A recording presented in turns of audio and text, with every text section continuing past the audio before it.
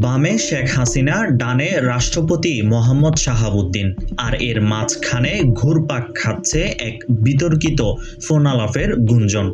রাষ্ট্রপতি কি সত্যি পদত্যাগ করছেন? বঙ্গভবন থেকে ভেসে আসা গুঞ্জনের সুবাস আর সচিবালয়ের মন্ত্রীপাড়ার আনুষ্ঠানিক বক্তব্যের টানাপোড়েনে এখন তুঙ্গে দেশের রাজনীতি।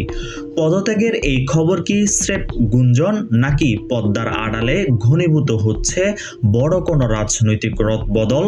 আপনি নিজেই বললেন যে এটা একটা গুঞ্জন শোনা যাচ্ছে, তো গুঞ্জন তো গুঞ্জনই। আর এটা যদি ঘটনা হয় সেটা তো আমরাও দেখব। প্রক্রিয়াটা না, এটা রাষ্ট্রপতি সাংবিধানিকভাবে ইনি পদত্যাগ করতে চাইলে অথবা স্বাস্থ্যগত কারণে যে কোনো কারণে চাইলে তার সেটা অপশন আছে, কিন্তু আমরা তো জানি না। বাংলাদেশের রাষ্ট্রপতি মোহাম্মদ শাহাবুদ্দিনের সরে দাঁড়ানোর গুঞ্জন এখন টক অব দ্য কান্ট্রি। গতকাল থেকেই রাজনৈতিক অঙ্গনে জোর আলোচনা। অসুস্থতার অজুহাত দেখিয়ে খুব শীঘ্রই জাতীয় সংসদের স্পিকারের কাছে পদত্যাগপত্র পাঠাতে পারেন তিনি। বঙ্গভবনের ভেতরের কিছু সূত্র আভাস দিচ্ছে রাষ্ট্রপ্রধানের দায়িত্বে তিনি আর হয়তো বেশি দিন থাকছেন না। এমন পরিস্থিতিতে আজ সচিবালয়ে সাংবাদিকদের মুখোমুখি হন স্বরাষ্ট্রমন্ত্রী মোহাম্মদ সালাউদ্দিন আহমেদ।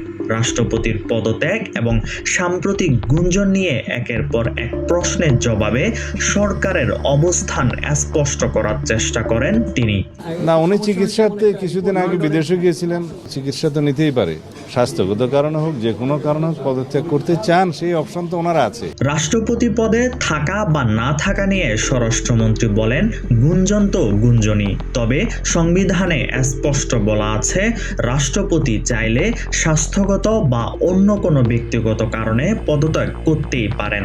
সেই অপশন বা সুযোগ তার রয়েছে। তবে সরকার এই প্রক্রিয়ায় কোনোভাবে যুক্ত কিনা এমন প্রশ্নের সরাসরি উত্তর দিয়ে তিনি জানান, সরকারের পক্ষ থেকে এই বিষয়ে কোনো পদক্ষেপ নেওয়া হয়নি এবং সরকার আনুষ্ঠানিকভাবে কিছুই জানে না।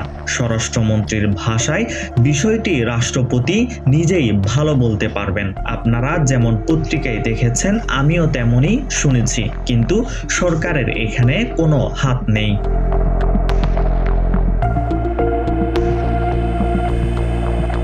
সম্প্রতি ছড়িয়ে পড়া একটি বড় খবর ছিল বিদেশে চিকিৎসাধীন অবস্থায় সাবেক প্রধানমন্ত্রী শেখ হাসিনার সঙ্গে রাষ্ট্রপতির ফোনে কথা হয়েছে এবং এরপরেই তিনি পদত্যাগের সিদ্ধান্ত নিয়েছেন।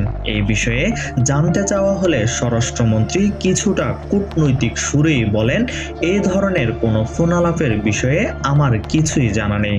স্বাস্থ্যগত কারণে হোক যে কোনো কারণে হোক পদত্যাগ করতে চান, সেই অপশন তো ওনার আছে। এখানে সরকারের পক্ষ থেকে কিছু বলা হয়নি, আমিও এগুলো পত্রিকায় শুনছি। রাষ্ট্রপতির পদত্যাগের সাংবিধানিক প্রক্রিয়া সম্পর্কে ব্যাখ্যা দিতে গিয়ে সালাউদ্দিন আহমেদ মনে করিয়ে দেন, কোন রাষ্ট্রপতি যদি পদত্যাগ করতে চান তবে নিয়ম অনুযায়ী মাননীয় স্পিকারের কাছে পদত্যাগপত্র জমা দিতে হয়। এরপর সংবিধান অনুযায়ী পরবর্তী পদক্ষেপ গ্রহণ ও নিষ্পত্তি করা হবে। রাষ্ট্রপতি সত্যি স্পিকারের টেবিলে পদত্যাগপত্র পাঠাচ্ছেন কিনা কিংবা পরবর্তী রাষ্ট্রপতি কে হতে যাচ্ছেন সেসব প্রশ্নের উত্তর এখনো সময়ের গর্ভে। তবে স্বরাষ্ট্রমন্ত্রীর বক্তব্য এবং চারিদিকের উত্তপ্ত আবহাওয়া ইঙ্গিত দিচ্ছে রাষ্ট্রপতির চেয়ার নিয়ে আগামী দিনগুলোতে বাংলাদেশের রাজনীতিতে বড় ধরনের কোনো নাটকীয়তা দেখা যেতেই পারে।